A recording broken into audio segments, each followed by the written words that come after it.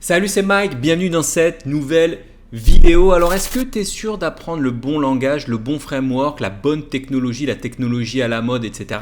Je t'invite à suivre un peu les tendances, etc. Et justement, c'est l'objet de cette vidéo aujourd'hui, puisque on va analyser le grand rapport annuel, le grand sondage annuel de Stack Overflow. Alors, je ne sais pas si tu connais Stack Overflow, mais Stack Overflow, c'est une plateforme qui a été fondée par deux anciens développeurs je crois des anciens de chez Microsoft, enfin des pointures qui ont lancé cette plateforme qui est tout simplement la plus grande plateforme d'entraide de développeurs au monde. Et chaque année, ils publient un grand sondage auprès de ces développeurs et on y trouve tout un tas d'informations sur les technos les plus demandés, les plus redoutés, etc. Voire même allant jusqu'à l'orientation sexuelle des développeurs. Enfin, c'est ce dont on va parler dans cette vidéo. Là, on va faire cette analyse du rapport du sondage Stack Overflow 2020. Allez, c'est parti.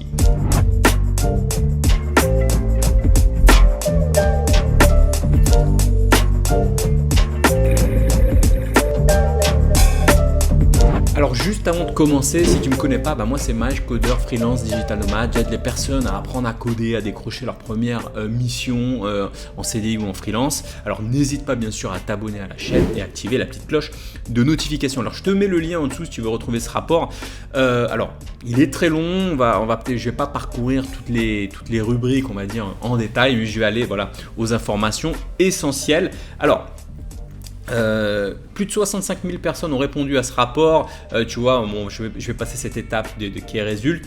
Alors, on va regarder peut-être rapidement, en gros, par région, qui a tendance à visiter le plus souvent cette plateforme. Alors, tu peux voir que principalement, on est sur les États-Unis qui représentent pas moins de 20% des développeurs qui se connectent régulièrement tous les mois même à cette plateforme.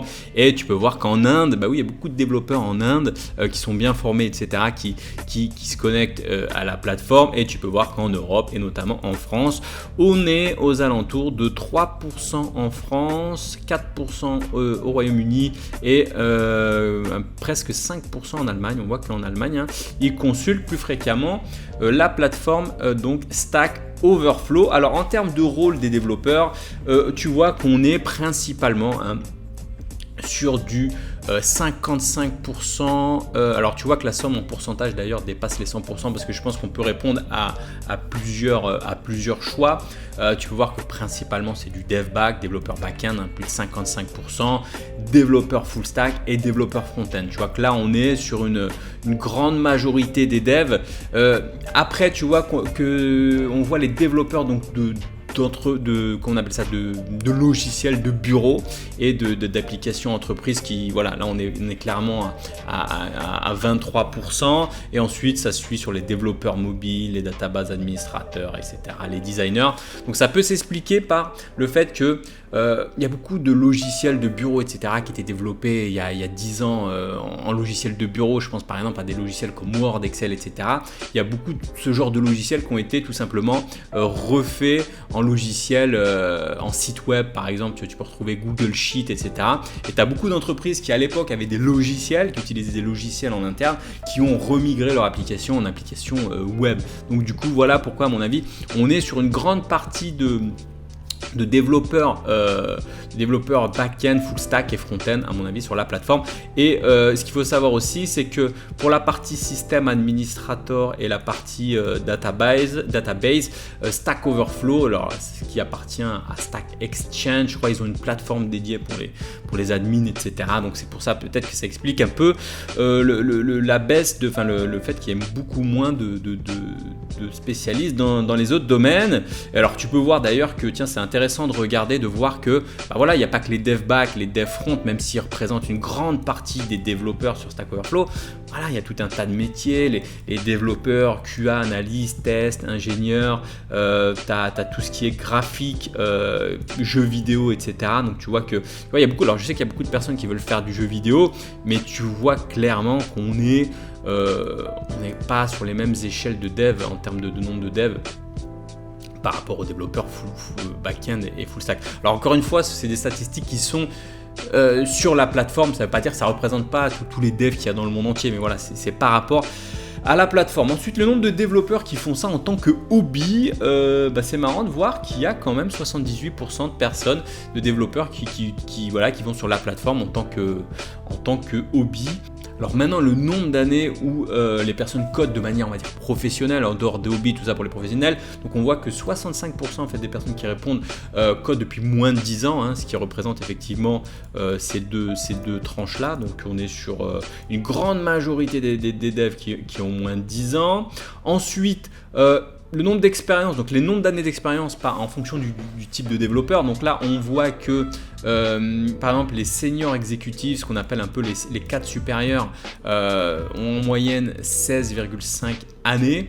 Je pense que ça s'explique du fait que les développeurs, en fait, au fur et à mesure, tu peux voir ici en bas, tu vois, sur les développeurs front-end, on est sur 8,2 années.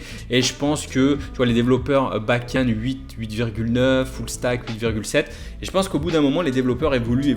Puis plus tu as un grand nombre d'années, plus tu passes sur des trucs de manager, etc. Donc, ce qui est intéressant de voir aussi, c'est que, tu vois, les database administrateurs ont en moyenne, durent plus longtemps, on va dire, ont plus de 10 ans d'expérience, etc. Donc, je vais avancer sur cette statistique.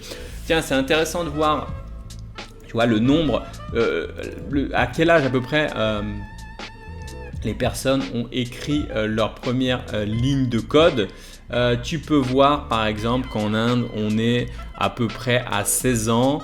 En France, plutôt sur du 15 ans. En Allemagne, tu vois, leur première ligne de code a été faite plus jeune, on est sur du 14 ans. Et par genre, tu vois que les femmes sont à 16 ans et les hommes codent beaucoup plus tôt, un an en moyenne plus tôt par rapport aux femmes. Donc c'est une petite statistique intéressante. En termes d'éducation, tu vois qu'on est sur éducation, on est sur tu vois, une grande majorité, hein, je pense que quasiment 46% des personnes ont au moins un bac. Donc ça c'est une statistique assez intéressante. 22% ont un niveau master, MBA, tout ça. Et puis après ça diminue dans les trucs du collège, machin. Alors le collège, c'est pas le collège comme en France, mais c'est d'autres choses. Et tu peux voir c'est assez faible finalement, tu as moins d'1% de personnes qui n'ont rien du tout, vraiment même pas un bac, même pas un BEP, quoi que ce soit, tu vois, on est vraiment sur moins de 1%. Ensuite, undergraduate major, ça on va passer, c'est en gros par type de comment on appelle ça, d'études, hein, est-ce que tu as fait de la biologie, machin. Bon, on peut regarder rapidement qu'on voit quand même que plus de 61% des personnes ont au moins suivi quand même une école d'ingé ou computer science comme on dit aux États-Unis, tu vois, des écoles de software ingénieur, etc. Et après on voit qu'il y a des devs qui viennent de la biologie, des trucs de mathématiques, etc. Donc voilà. Ensuite, l'importance de l'éducation pour devenir dev. Alors ça c'est assez intéressant puisqu'on voit que tu es sur 9,8% des personnes qui disent que c'est critique, donc c'est quasiment obligatoire, tu vois, l'importance de l'éducation, donc de l'enseignement. 25% very important, moyennement important, on est sur une grande partie des gens en fait qui disent que c'est moyennement important, et puis après un petit peu important, et tu as 16% des gens qui disent que c'est même pas nécessaire ou obligatoire. Voilà, mais bon, en gros, ce qu'ils disent, c'est quand même que 85%, là, donc la plus grande partie ici des gens disent qu'il faut quand même avoir quelques diplômes, quelques formations quand même pour devenir développeur. Tu ne deviens pas développeur non plus comme ça sans rien du tout. Voilà, maintenant on va passer sur la partie un peu démographique. C'est intéressant de voir qu'on est sur, en termes de ce qu'ils appellent race et ethnicité, on est sur, alors ça c'est intéressant quand même de voir qu'on est sur quasiment 68% de personnes blanches ou de type européen. Donc c'est assez...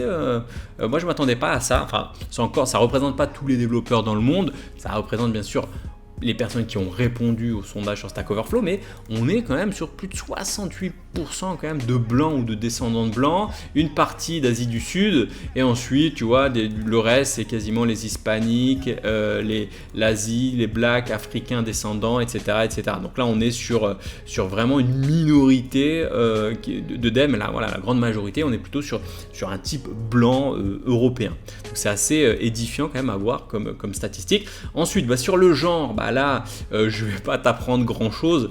Ça représente clairement ce que tu peux retrouver dans les écoles d'ingé, écoles de dev, écoles de tout ce que tu veux. On est sur 90% d'hommes et 8% de femmes.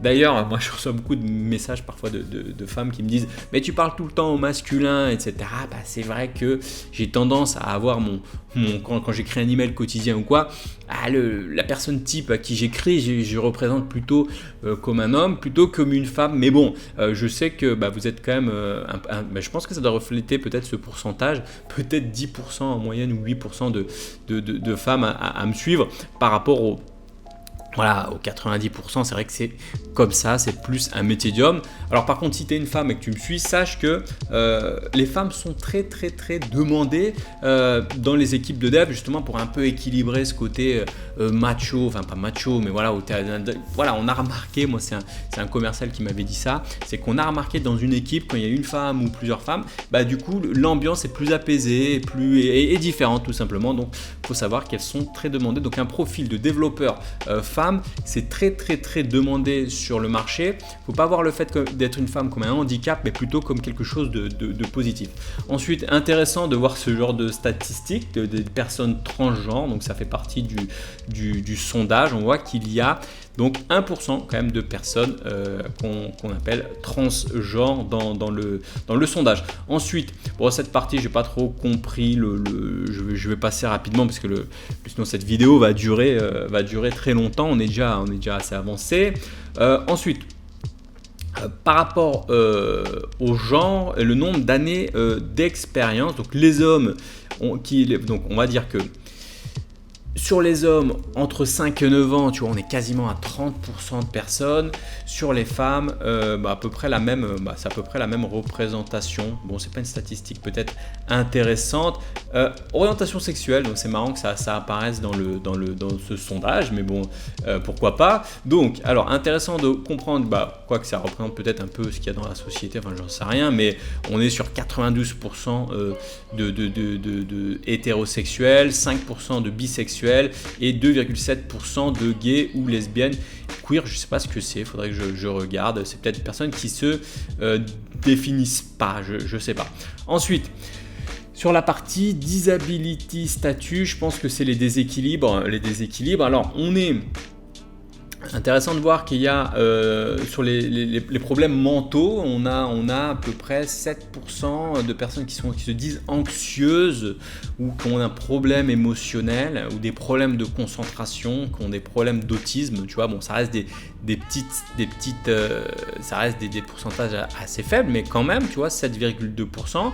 Et sur la partie physique, on a, tu vois, à peu près, par exemple, tu vois, des personnes qui par exemple qui sont aveugles. On a quand même 1% de personnes aveugles. Je ne sais pas comment ils font pour coder, mais c'est possible de coder coder ou utiliser des Stack Overflow. Des personnes qui n'entendent pas très bien, etc. Donc voilà pour les statistiques. Bon, je ne veux pas m'étendre là-dessus. Donc là voilà, c'était pour la partie, on va dire, profil des devs. La partie qui va sûrement t'intéresser le plus, c'est la partie technologie. Donc passons à la partie technologie. Donc les technos les plus populaires, quasiment sans surprise.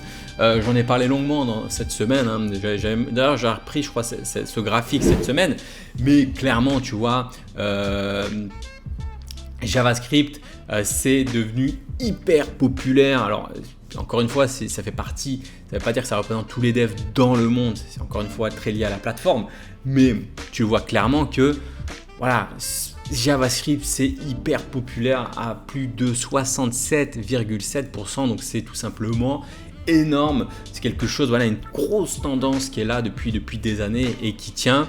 HTML, CSS, pareil que JavaScript, on est quand même sur du 63,1%, donc toujours pareil, très très populaire. D'ailleurs, c'est pour ça que je recommande encore une fois à tous les développeurs, tous les autodidactes, aux personnes qui veulent se lancer, à commencer par HTML, CSS. Pourquoi ? Parce que c'est assez simple, c'est assez facile.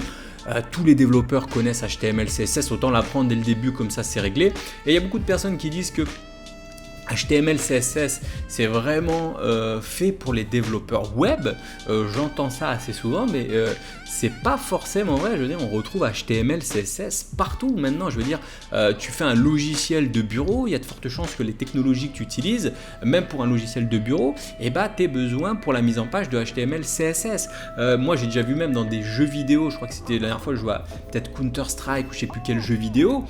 Et dans le menu, dans le jeu, je voyais un bout de code HTML qui traînait pour mettre en page le menu. Je veux dire, c'est pas, enfin HTML, CSS, c'est pas une technologie qui est faite uniquement pour le web. Bien sûr, 90% du temps, c'est du web. Mais maintenant, c'est repris dans d'autres domaines, je veux dire, dans des logiciels un peu partout. Donc, commencez par HTML, CSS, quand tu es développeur débutant, autodidacte, tu ne sais pas par quoi commencer, c'est bien évidemment essentiel, c'est une évidence, c'est tellement populaire, c'est tellement répandu, c'est la base, je veux dire, c'est la base. Donc commence par HTML, CSS, c'est très populaire, je répéterai jamais assez, j'avais fait une vidéo la semaine dernière, il y a 2 semaines dessus, il y a des devs qui pensent que ça sert à rien, moi je te dis, commence par HTML, CSS, ça coûte rien ça, allez 2-3 semaines, le truc c'est réglé quoi, tu vois. Il y a plein de tutos là-dessus, tu peux faire ça assez facilement, ça te permet de rentrer dans le truc très très facilement. Voilà, donc pour la partie HTML, pour la partie langage de script populaire, donc tu vois, encore une fois JavaScript. Ensuite SQL, c'est toujours là, Python, Java, tu vois, c'est des grands classiques qui sont toujours là, très populaires. Bash, Shell, PowerShell, tout ça, bien sûr, c'est toujours très utilisé. Et à la suite, C#, PHP, TypeScript, C++, voilà, c'est toujours là. C'est les grosses, c'est les grosses tendances lourdes. Après, on voit que ça baisse un peu sur du Ruby, tout ça, c'est un peu en train de baisser. Et puis après, on est sur des langages un peu plus obscurs comme Scala, comme Haskell et tous ces autres langages de script. Ensuite, sur la partie framework web, alors jQuery, je crois que j'avais publié d'ailleurs aussi ce schéma là cette semaine, enfin ce graphique cette semaine pour te montrer un peu tous les frameworks web populaires. Et c'est vrai que jQuery c'est assez étonnant, enfin c'est pas étonnant dans le sens où c'est normal parce que jQuery ça a rendu service à beaucoup de développeurs de sites, on va dire les sites un peu classiques, les sites web, les sites vitrines, etc. Même les applications entreprises pendant des années, ça a été très utile. Après, voilà, en 2020, ne compte pas devenir développeur front-end avec cette librairie. Tu vas pas aller bien loin. Alors, c'est toujours très populaire parce que c'est très répandu, mais clairement, c'est pas quelque chose que je te recommande. Moi, ce que je te recommande souvent, c'est le combo JavaScript et bien évidemment le framework React. J'en ai parlé longuement cette semaine. Si tu es abonné aux emails quotidiens, tu sais que cette semaine, c'est une semaine où on discute très longuement de React et de JavaScript. D'ailleurs, je ne peux pas en parler parce que c'est réservé, c'est des sujets qui sont réservés uniquement aux personnes qui sont abonnées aux emails quotidiens. Donc si tu veux en savoir plus, c'est le premier lien dans la description. Cette semaine, on parle longuement de tous ces sujets-là. C'est la semaine dédiée à React, on va dire. Et je parlais justement de à quel point React est devenu populaire, mais à un point, à une époque, on se demandait, oui, est-ce que c'était un petit framework qui arrivait, on se disait, est-ce que ça va concurrencer Angular ou quoi? Maintenant, on le sait, j'ai fait un email cette semaine encore sur la guerre Angular-React. Il n'y a pas de doute, React est clairement devant. Même il y a des personnes qui me parlent de Vue. Oui, Vue, ça a explosé, etc. Mais voilà, c'est pas au même niveau que React et Angular. Donc voilà, ça c'est quelque chose que tu dois retenir. Si tu veux devenir développeur front-end et que tu veux un framework, apprendre un framework en 2020, voilà, forte chance que tu partes sur du React ou de l'Angular. Voilà, c'est les deux frameworks à apprendre en 2020. Ensuite, les autres frameworks, librairies, outils, Node.js, bien évidemment, Node.js, c'est Node.js, c'est 51% des réponses, enfin des gens qui répondent que voilà, Node.js c'est devenu hyper populaire. Tu noteras qu'on ne voit pas Deno non plus là-dessus. Pourquoi? Parce que Deno, les outils qui sont comme ça trop nouveaux, il y a plein de gens qui vont se lancer dessus, mais c'est peut-être pas assez mature, tu vois, faut pas non plus se lancer sur les nouveaux trucs comme ça qui sont un peu un phénomène de mode, tu vois. faut que les outils prennent en maturité, ça t'empêche pas de te renseigner, voir un peu comment ça fonctionne, etc. Mais voilà, si tu dois apprendre, te lancer sur un truc, pars sur quelque chose qui a déjà fait ses preuves, comme Node.js. Là, ça a fait ses preuves. Si tu cherches à apprendre un outil qui permet de faire du back et plein d'autres choses, Node.js, bien évidemment. Et puis après, tu vois quand même que React Native, toujours là, TensorFlow qui permet de faire du deep learning, etc. Tu vois, c'est toujours là. Et puis après, on part sur des choses un peu plus obscures. Ensuite, en termes de base de données, sans souci, MySQL toujours aussi populaire, PostgreSQL, MySQL Server. Là, on est sur les 4 très populaires. Tu peux voir aussi tout ce qui est NoSQL, là, les MongoDB, Redis, machin, tout ça, ça suit derrière, mais c'est pas, tu vois, c'est toujours pareil, c'est très, comment dire, c'est très hype, c'est très demandé, tout ça, mais on n'est pas au niveau des grands classiques MySQL, tout ça, quoi. En termes de plateforme, sans hésitation, toujours on est sur du Linux, Windows, voilà les plateformes d'hébergement, je pense que c'est ça doit être les plateformes d'hébergement. On est sur du Linux, Windows, Docker bien évidemment très populaire, et ensuite vient AWS, donc la plateforme d'hébergement d'Amazon, et puis tu as Android, macOS, tout ça, donc qui suivent derrière. Ensuite, donc cette partie est pas mal, la partie sur les technos les plus aimés. Alors là, on n'est pas sur les plus populaires, mais les plus aimés, les plus redoutés et les plus voulus en quelque sorte. Ça veut dire que dans le sondage, on dit voilà les technos qu'on aime et celles qu'on redoute le plus. Il y a des technos qu'on aimerait peut-être faire, mais qu'on a vraiment peur d'y toucher. Moi, je sais qu'il y a des technos comme ça pendant longtemps qui m'ont fait peur. On va regarder ça. Alors, les technos les plus aimés, donc en termes de langage, là, on n'est pas sur des frameworks ou quoi, on est sur du langage. Marrant de voir que Rust, ça a bien explosé comme ça, 86% de réponses sur Rust que je connais absolument pas, mais qui est là. TypeScript qui est en train de bien monter. D'ailleurs, TypeScript, je suis en train de m'y pencher en ce moment puisque c'est vraiment hyper important de connaître quand tu es dans l'environnement JavaScript, tout ça, c'est hyper poussé, surtout pour les devs qui viennent un peu comme moi du monde back, comme ça on aime bien les langages très typés. Ensuite, Python, Kotlin, Go, on est sur du gros classique avec Dart aussi, qui sont très aimés. Après, on descend sur d'autres langages. Redouté, VBA, Objective-C, Perl, tout ça, évidemment, ce genre de techno, du C, tout ça, c'est très redouté, ça ne m'étonne pas du tout parce que c'est compliqué de rentrer là-dedans. Et sur les plus voulus, Python, évidemment, toujours très demandé. JavaScript, Go, TypeScript, ce qui ne m'étonne pas, tu vois, mais Python, JavaScript, c'est clairement les langages les plus voulus, les plus voulus. Ensuite, la même chose sur les frameworks web. Les plus aimés, ASP, je sais pas si ça fout là d'ailleurs, ASP.NET Core, là ça me paraît bizarre de le voir ici, c'est assez ancien, c'est toujours là, mais bon, c'est pourquoi pas, tu vois. Mais bon, si tu enlèves cette partie, clairement, React.js, toujours là, tu vois. Vue.js c'est toujours quelque chose qui est voulu, qui est aimé, on va dire, des développeurs. En termes de framework web redouté, Angular, Angular c'est très redouté. Drupal, c'est redouté, évidemment. Drupal, le CMS là, qui est pas facile. J'avais testé à un moment, j'avais mis les mains dedans, c'est pas facile à configurer. Donc ça m'étonne pas que ça fasse partie des plus redoutés. Et enfin, sur la partie aimée, les plus aimés, encore une fois, notre React, bien évidemment, qui revient toujours à la une. Ça veut dire que les développeurs veulent apprendre React.js. C'est quelque chose qui, ils ont envie, ils sentent que c'est là que ça se passe. Vue.js aussi, on sent clairement que Vue.js, là, ça fait 2-3 années que c'est en train de bien passer devant Angular, tout ça. Et ensuite, plus bas, on voit les Django, les machins, les Spring, Spring qui est toujours là d'ailleurs. Spring, le framework web de Java. Ensuite, sur les autres, on va avancer un peu plus rapidement, sinon ça va être un peu long, cette vidéo est un peu long. Je vais avancer donc sur le système d'exploitation primaire, donc le premier système d'exploitation des développeurs. Donc ça veut dire celui qu'ils utilisent au quotidien. Bien évidemment, c'est Windows. Enfin, bien évidemment, non, pas bien évidemment. C'est vrai qu'il y a beaucoup de personnes qui disent ouais, pour être un vrai dev, est-ce que je dois être sous Linux ? Non, ce qu'il faut que tu vois ici par exemple, c'est que tu as quand même 45% des devs qui sont sous Windows. Donc voilà, ça m'étonne pas. Moi, je suis développé pendant des années sous Windows, en entreprise, partout, beaucoup de Windows. macOS, 27%, ça m'étonne pas non plus. Hein. Beaucoup de freelance, beaucoup de devs aiment macOS. Je développe aussi sous macOS, pas de souci.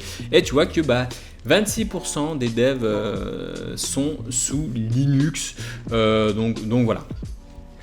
Pas obligé d'être sous Linux pour être un vrai développeur, loin de là. Les outils de collaboration, que GitHub, 82%, ça ne m'étonne pas.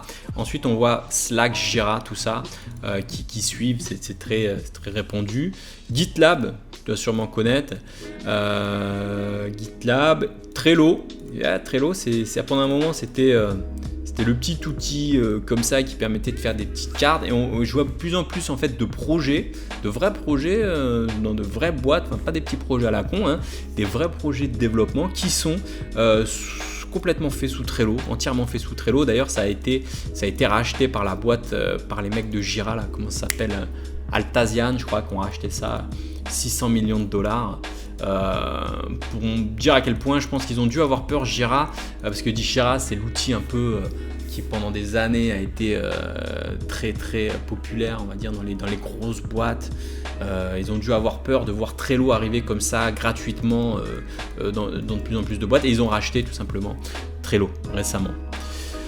Voilà, ensuite les outils de recherche, je vais avancer un peu, sinon ça va être long, tout ça, je vais avancer. On va passer à la partie vraiment le top paying technology, donc les technos qui payent le plus, donc qui ramènent le plus d'argent. On va regarder ça aux États-Unis ou global comme tu veux. Aux États-Unis, tiens, on voit les salaires, ils sont beaucoup plus élevés, c'est beaucoup plus intéressant.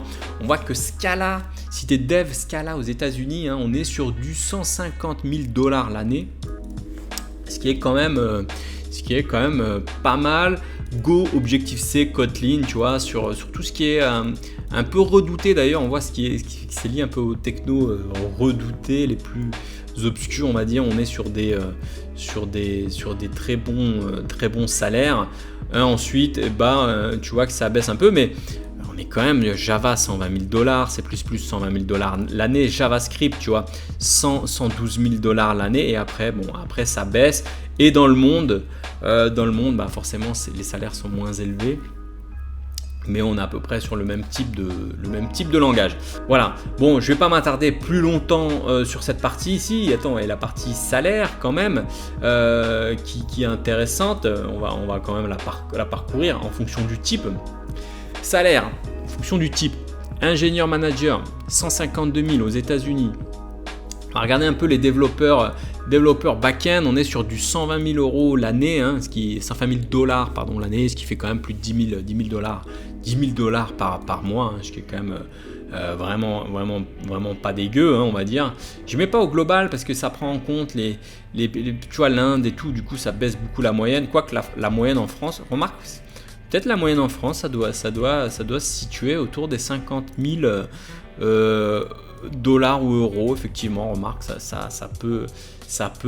Développeur front-end, on est sur du 49 000 $ l'année. Ouais, remarque, en France, on est à peu près peut-être dans ces eaux-là. Après, ça va dépendre des années d'expérience. Mais bon, si tu es un développeur full stack ou back-end avec bonnes années d'expérience, je pense que tu peux être au-dessus des 54 000 $ l'année. Ça, c'est sûr.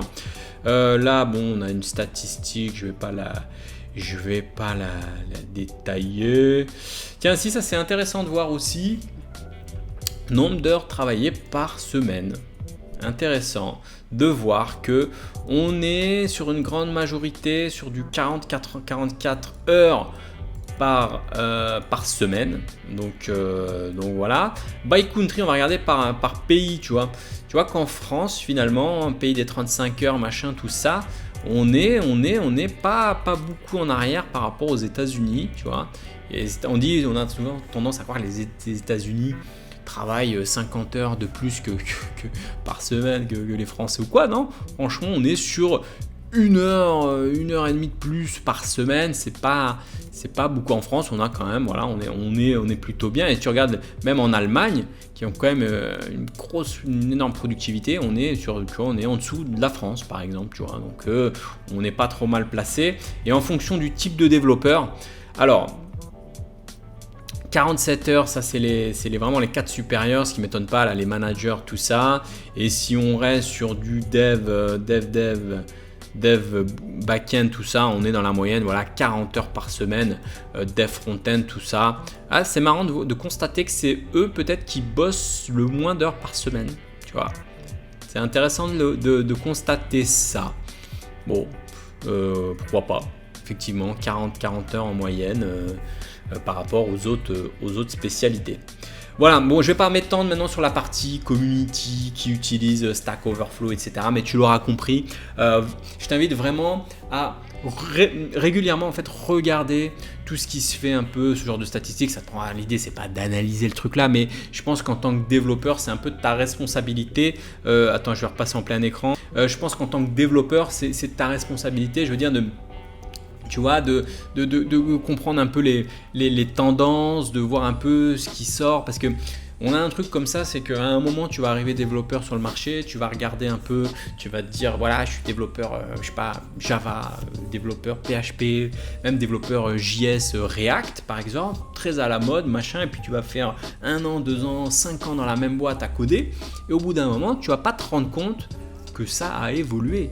À l'époque, Angular, c'était là, maintenant ça a baissé, c'est React qui est devant. Mais rien ne dit que demain, ça va être d'autres langages qui vont prendre le dessus. Moi, par exemple, je suis passé complètement à côté du Python. Python, pour moi, c'était vraiment un langage que j'avais appris à l'école il y a 10 ans. C'était nul ce truc, ça servait à rien et tout. Et là, maintenant, on voit que clairement, c'est numéro 1 sur partout, tu vois. Et voilà, donc je pense que c'est intéressant de suivre comme ça chaque année. Essaye de suivre un peu les évolutions du marché. Ça va te permettre faut pas non plus sauter tout de suite sur tout ce qui est hype, tendance, etc. Parce que je vois des devs à chaque fois, ils sont là, ouais, il y a Deno, il y a machin, il y a truc. Très bien, renseigne-toi, machin, mais faut pas tout jeter pour tout de suite aller se lancer vers ce genre de truc. Mais si tu veux être un développeur plus indépendant, je veux dire sur de longues années, pas être à la merci d'avoir peur d'être viré, machin, vraiment d'être un développeur responsable qui a pas peur d'évoluer avec le marché, etc. pour pouvoir changer de boîte, etc. Je pense que suivre ce genre d'études, alors il y en a d'autres, il n'y a pas que Stack Overflow, il y a IOTBF, hein, j'ai plus le nom, je te mettrai les liens dessus, mais tu as Malte aussi qui sort régulièrement des études là-dessus. Voilà, je pense que c'est important, c'est ta responsabilité, j'ai envie de dire, d'être à jour, de voir un peu ce qui se passe et puis de temps en temps te remettre en question. Ce que tu as appris il y a 10 ans, c'est peut-être pas d'actualité et il faut peut-être évoluer voilà, vers autre chose parce que ça fait partie du métier de développeur. On n'est plus dans les années 50 où on apprenait un boulot et on faisait la même chose toute sa vie. Bon, je vais m'arrêter sur cette vidéo qui sera peut-être un peu longue, donc n'hésite pas bien sûr à t'abonner à la chaîne et activer la petite cloche de notification si tu ne me connais pas, parce que moi je suis Mike, codeur freelance digital nomade, je l'ai fait à l'envers cette fois. Mais voilà, mais n'hésite pas non plus, sache que tous les jours j'envoie un email quotidien. Par exemple cette semaine on a parlé beaucoup de React.js, etc. Donc je sais pas quand tu vas regarder cette vidéo, mais si tu regardes cette vidéo dans plusieurs mois ça sera peut-être terminé, mais cette semaine je parle beaucoup de tout ça, de JavaScript, de React, de React.js, je parle beaucoup de ça dans les emails quotidiens. C'est vraiment une semaine dédiée à JavaScript, donc je t'invite bien sûr à t'inscrire, à t'abonner plutôt aux emails quotidiens. C'est le premier lien dans la description. J'envoie un email quotidien, donc à demain à 9 h si tu t'inscris à ces emails. Voilà, c'est tout pour cette vidéo, je te dis à la semaine prochaine, ciao.